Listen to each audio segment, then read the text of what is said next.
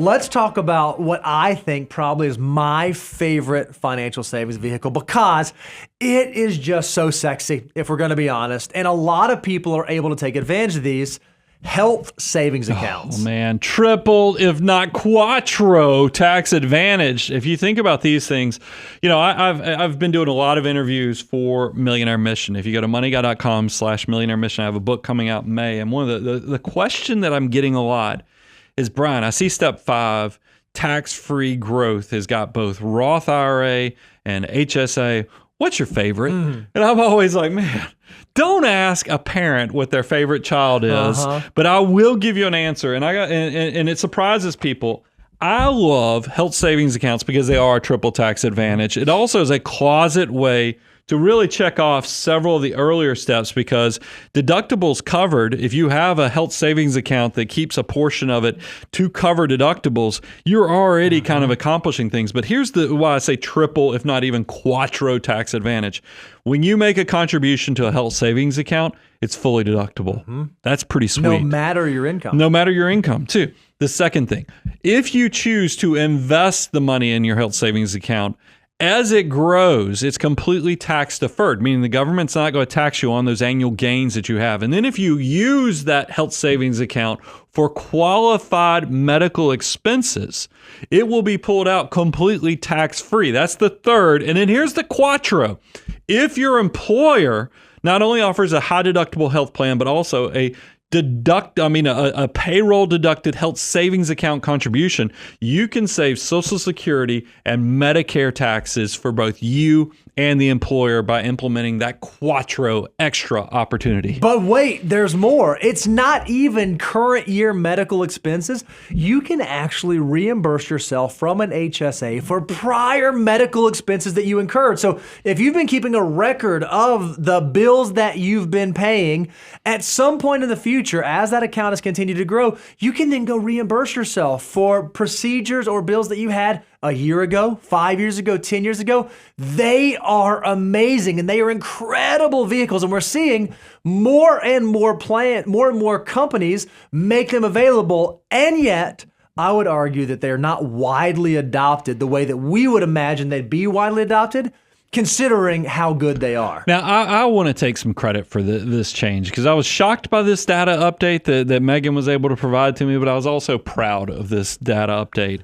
is that I have for years been saying one of the saddest things about this super powerful tool of the health savings account is people are only taking advantage of the contribution, the deduction, then they use it as a clearing account and yank the money right back out. So that's it's missing out on 2 of the triple tax advantage, meaning it's not taking advantage of the tax deferred, it's not taking advantage of the tax free when those assets grow and then you pull them out for the qualified medical expenses. So in the past, I've always said 96% of people use these accounts only as clearing accounts. Well, good news, guys. It seems like over the last 6 years, y'all have been listening to us harp on this. Now that number is increased from 4% of people actually saving and investing their HSA into 13%. Kudos that now it seems like, 1 out of 10 people is actually using this the financial mutant way. It's getting better. And so if you were curious, but there are limits. It's so good that the government does put limits on there. So in 2024, for individuals that are covered under a high deductible plan, we'll talk more about that in a moment, they can contribute $4,150 to an HSA, but families can actually do $8,300. So it's even a little bit more than you can put into an individual IRA. So the question becomes, can you do it? Okay, guys, I'm sold. I love it. I hear you. How do I know? Well, the first thing you have to figure out is, do you qualify to contribute to an HSA? And there's one really, really big thing that you need in order to qualify. Are you participating in a high deductible health plan?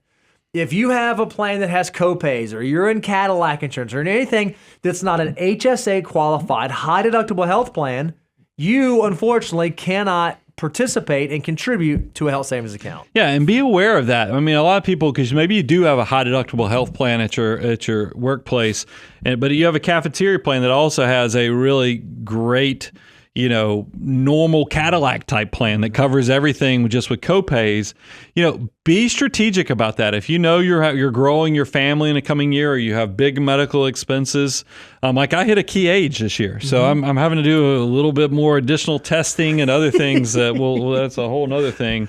So I know that those costs are going to be higher. So I chose to go for a better, more beneficial plan this year while expenses were so high for my wife and I, and then I'll probably go back to the high deductible later. So be strategic about that, but don't just know you can't do an HSA if you don't have access to a high deductible health plan. And then the other thing is you also, if you're participating in a flexible spending account, you can't double dip. You can't do a flexible spending account as well as a health savings account. Now, limited purpose FSAs are okay, so you want to make sure that you check with your HR department to understand, okay, is this FSA going to let me still do an HSA, or is this going to preclude me from doing that? You want to understand that. And Brian, so you just said something so interesting, and you went through this.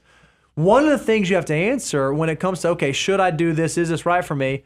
You do need to answer the question, is a high deductible health plan right for you? Because we see people all the time that say, I want to do HSA, want to do HSA, want to do HSA, and they're kind of missing the forest for the trees. They're kind of cutting their nose off despite, all the sayings, right? They're doing all those things. Well, it's also the tax tail wagging the dog. All of the and things. the fact that you need to think about your specific situation. What are the needs that you'll have in healthcare, and just plan accordingly. Don't, I see it here. I mean, it's kind of an amazing thing with all my financial planners to see how they're strategically using our different plans.